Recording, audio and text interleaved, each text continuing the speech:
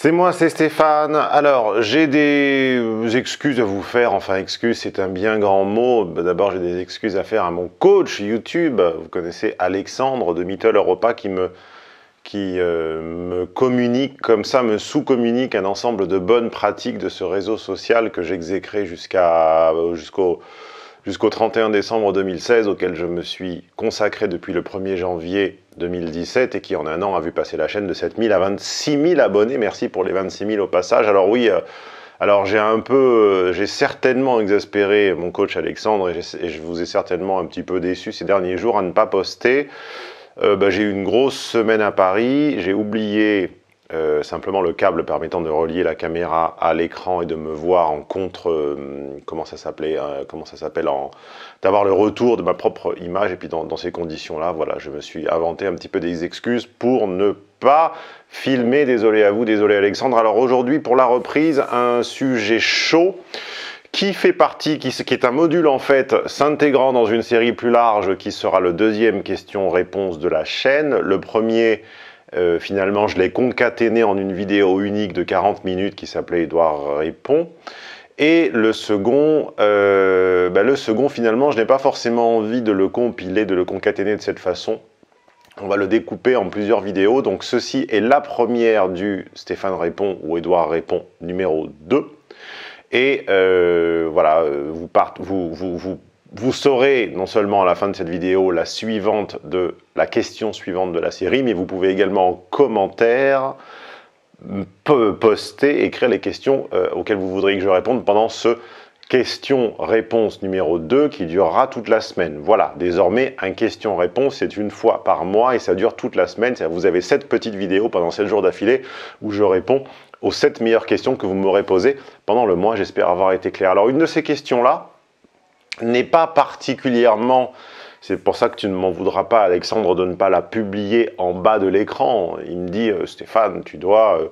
je te conseille, car c'est ce que font les youtubeurs en exergue sur la plateforme. Tu dois publier la question avec le nom du follower, lui permettant de s'identifier. Bah, écoute Alexandre, je suis désolé, je n'ai pas ce nom-là, car c'est en fait une sérendipité, comme on dit aujourd'hui, c'est-à-dire que c'est une question qui est en fait à la croisée des chemins, qui m'a été posée à de nombreuses reprises. C'est un thème qui m'a été demandé, sur lequel on a sollicité mon expérience à de nombreuses reprises, qui est celui du racisme, et qui est plutôt que celui du racisme essentialiste, celui du concept incarné, c'est-à-dire de l'expérience du racisme perçue par une personne étant... comment dire, alors je suis pas le congoïde version Henri de Lesquin, mais effectivement, je suis chocolat au lait ou café au lait. Plutôt café au lait pour être précis sur les origines, parce que chocolat, ça serait plus l'Afrique et café le Brésil. Donc je suis plus café au lait, et je vous mettrai d'ailleurs là en surimpression sur l'image un peu ma teinte exacte, hein, parce qu'on ne sait jamais si vous aviez un doute. Je me suis amusé un jour pour un documentaire, un article pilier, très sourcé, consacré au racisme sur les sites de rencontres. Je me suis amusé à, comme ça... paramétrer, à quantifier un petit peu ma couleur sur une teinte de gamme de parquet Leroy Merlin et sur une teinte de gamme de chocolat. Donc cliquez sur le lien pour lire l'article. Il commence de façon divertissante, mais en fait il est très sourcé, c'est un de mes meilleurs et j'en suis assez fier. Voilà, si vous voulez comprendre le principe de l'endogamie, de l'hypergamie poussée à son extrême sur les sites de rencontres, c'est sur le lien ci-dessous. Alors aujourd'hui on ne parle pas de site de rencontre, cet article est presque hors sujet, j'en utilisais juste une petite partie. Aujourd'hui on va parler de ces questions qui me reviennent fréquemment. Est-il difficile d'être associé à son corps défendant à une personne de couleur ? Les sous-chiens, comme dirait Finky, le peuple de France, comme dirait quelqu'un d'autre, finalement, a-t-il atteint les limites de son aménité? Est-on ratonné? Est-on victime de discrimination négative? Est-on discriminé à l'embauche? Est-on discriminé à l'entrée des boîtes de nuit? Est-on discriminé avec les femmes? Est-on discriminé dans la vie en société en général? Et on m'a reproché, notamment une amie dont le paradoxe est qu'elle est, enfin c'est même pas mon amie, c'est mon ex, dont le paradoxe est qu'elle est finlandaise, donc d'Europe du Nord, c'est-à-dire blanche à blonde aux yeux bleus, m'a reproché d'euphémiser un petit peu les préoccupations des gens de couleur, de les réduire au rang d'anecdotes, et en me parlant de faits comme ça complètement non observés de ma part, totalement virtuels, abstraits, de ratonnade, de discrimination systématique. Donc je vais vous dire très simplement, on va adopter une approche que les sociologues qualifieraient d'itérative, c'est-à-dire de phénoménologique plus que d'heuristique, consistant à dénombrer en 39 ans, j'ai 39 ans, si vous regardez cette vidéo en début 2018, j'ai 39 ans, si vous la regardez dans 5 ans, ben vous ferez le calcul, combien de fois ai-je été de façon certaine victime d'une discrimination verbalement assumée pouvant être qualifiée de racisme. Alors,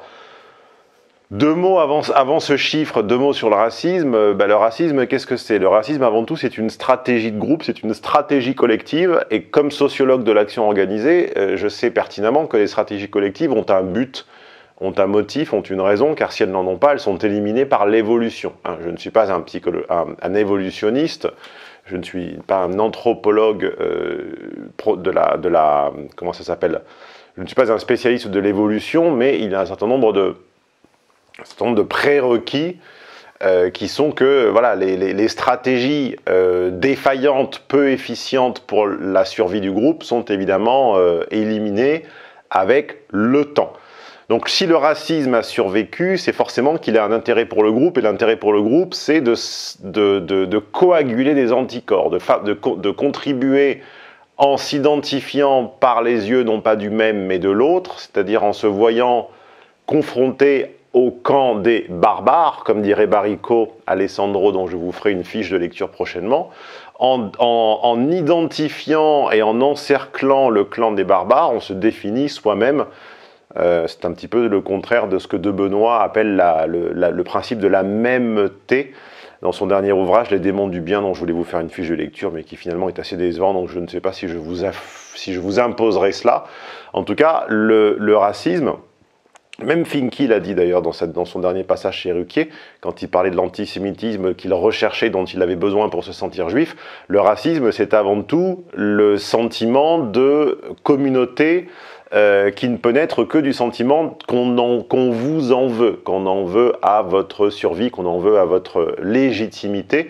Donc le racisme est une stratégie qui est finalement corollaire, consubstantiel à l'évolution, qu'on n'abolira jamais, c'est proprement impossible, c'est comme la prostitution, c'est immanent, c'est consubstantiel au rapport des sexes, le racisme est consubstantiel au rapport des communautés, puisque c'est en visualisant, voire en l'exagérant, voire en imaginant le racisme dans les yeux des autres, qu'on se sent un. Voilà, bon, petit rappel sociologo, anthropologo, ethno-historique. Alors, concrètement, ça fait quoi? Alors concrètement, en 39 ans, je me souviens de 2 anecdotes claires et indubitables de racisme, et une où finalement je pense qu'il ne m'était pas adressé, mais il était adressé à mon accompagnant.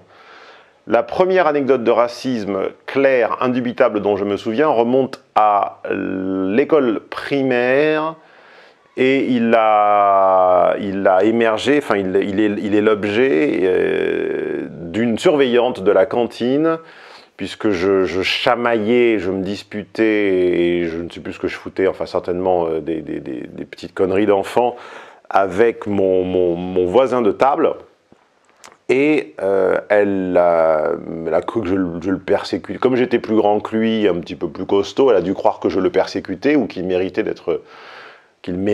que le personnel prît sa défense, et elle m'a répondu, je venais de me faire offrir par ma maman des nouvelles lunettes, hein, déjà les lunettes du sociologue, moi j'ai eu des lunettes depuis l'âge de 6 ans, et elles étaient blanches et rouges, elles étaient toutes blanches avec une petit bandeau rouge, là vous voyez, à l'endroit du papillon, et cette surveillante m'a dit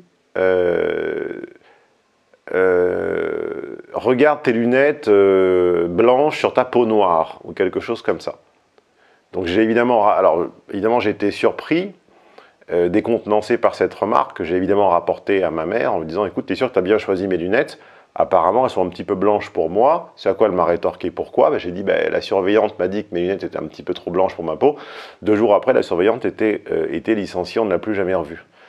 Alors sur le moment, il y a un sentiment un petit peu d'omnipotence qui est assez grisant quand on est enfant. Avec le recul, je me dis que c'était certainement une parole maladroite et que c'était peut-être un petit peu exagéré de faire perdre son emploi à une surveillante pour cette remarque. Voilà. Donc si jamais tu nous regardes surveillante, tu peux retourner à l'école René Cassin à Saint-Laurent-du-Var. Je te ferai un mot pour que tu sois réintégré. Et la seconde fois où j'ai été victime de façon indubitable de racisme ouvert était dans le RER le RER A en direction de Nanterre dans les années 2005-2006, quelque chose comme ça. 2005 puisque j'étais encore consultant. Et je me rendais je ne sais plus où, à un rendez-vous client. Et je me rappelle que ce type, un rouquin qui sentait très mauvais, avait placé ostensiblement, alors que le wagon était presque vide et que j'étais sur les strapontins, vous savez ces strapontins que l'on doit par élégance libérer quand le wagon est complet, mais là ça n'était pas le cas. Il avait placé son avant-bras comme ça devant moi, j'étais assis là, il avait son avant-bras comme ça devant mon visage à quelques centimètres, ce à quoi je lui demandais gentiment de l'enlever en disant que c'était peut-être pas nécessaire dans un wagon vide de me planter son avant-bras à 10 cm du visage. Et il a dû répondre quelque chose comme bon, écoute, non, il m'a même pas répondu. Il m'a répondu par la médiation de son collègue. Donc comme ça, il m'a méprisé en m'ignorant et en répondant à une tierce personne qui était son collègue et en me disant on est chez nous, ils vont quand même pas nous demander, ils vont quand même pas, donc il étant évidemment moi-même, ils ne vont quand même pas décider de où on se tient ou quelque chose comme ça. Et la deuxième fois et demie ou la troisième fois, selon comment vous compterez, où j'ai constaté du racisme ordinaire ou du racisme primaire, par opposition à... Vous savez, c'est comme l'anti-américanisme primaire, c'est toujours par opposition à un secondaire, à un tertiaire, à un quaternaire dont on ne sait pas finalement ce que c'est. La troisième fois où j'ai constaté un racisme primaire en 39 ans, donc je vous laisse deviner, ça fait en moyenne une fois tous les 13 ans, une fois tous les 13 ans et demi si je ne m'abuse, était à l'entrée effectivement d'une boîte de nuit qui s'appelait le Cabaret à Paris, et en fait j'y entrais tout le temps et extrêmement facilement, quel que fût mon accompagnant, et un jour j'ai décidé d'y emmener un collaborateur qui s'appelait Djibril, qui travaillait pour moi à l'époque, quand j'employais des coachs, que je ne suis pas coach, mais j'ai employé des coachs, et bizarrement, la seule fois où je m'y suis rendu avec Djibril, l'entrée nous a été barrée. Et en réalité, je pense que c'est plus dû à son habitus, c'est-à-dire à sa façon de parler, sa façon extrêmement défiante qu'ont les Arabes de banlieue de se tenir, d'occuper l'espace et d'avoir un rapport au corps et à l'autre extrêmement défiant et provoquant. Je pense que c'est plutôt ça, en fait. Il y avait une espèce d'agressivité latente chez lui qui nous a fait, qui m'a bloqué l'entrée. Et effectivement, je l'ai assez mal vécu et ça a pas mal, pas mal pourri la soirée, quoi. Bref, voilà combien un café au lait ou un chocolat au lait, comme vous voulez, combien de fois, en moyenne, sur une période statistiquement représentative de quand même 40 ans, on est victime de racisme ouvert. Je trouve que 3 fois en 40 ans, finalement, c'est beaucoup moins que je n'aurais été victime de toute autre forme de classification. Je pense que quand on est gros, on subit beaucoup plus de réprimandes, de moqueries et d'anathèmes que cela. Je pense que quand on est également, quand on a tous les marqueurs, tous les stigmates d'une certaine communauté, on le subit beaucoup plus. Pas la communauté de lumière, hein, non, la communauté en général. Quand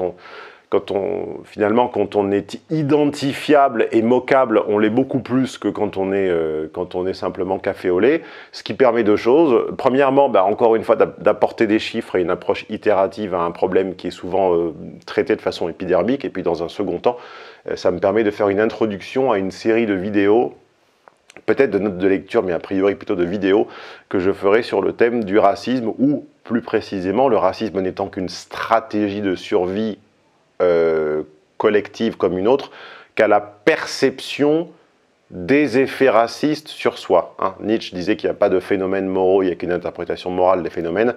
On va emprunter, on va se glisser dans ces petits pas On va lui emprunter sa définition et dire qu'il n'y a que la perception de faits racisme plutôt qu'un racisme structurel d'un peuple, comment il dit Henri là, comment il dit Riton de Lesquin? Il dit il n'y a pas de civilisation européenne, il y a un peuple occidental. Donc voilà, je n'ai pas la preuve objective et irréfutable d'un racisme structurel du peuple occidental envers moi. Premièrement. Certains l'ont-ils? Apparemment, oui. S'ils ont cette preuve irréfutable, d'où vient-elle? Et ne vient-elle pas de leur propre habitus, c'est-à-dire de leur façon de se comporter, de leur vertu, de leur apparence, de leur accent et de leur responsabilité collective? Ceci est l'objet d'une prochaine vidéo. Voilà la réponse à la question: le français est-il raciste? As-tu, Stéphane, été victime de racisme? Et dans la prochaine vidéo, je répondrai à la question de Natalia, qui nous a demandé via Facebook ou YouTube, je ne sais plus, mais cette fois-ci, Alexandra, sur toi, je publierai sa question avec sa petite photo et son nom. Je répondrai à la question: quel a été ton pire client, ta pire expérience client en 12 ans? Voilà. Pour les 5 autres vidéos de la semaine que je n'ai pas encore tournées, continuez à poster vos futures questions et vos questions actuelles dans les commentaires ci-dessous. Elles feront l'objet du Stéphane répond ou Edouard répond numéro 2. On verra comment on l'appelle.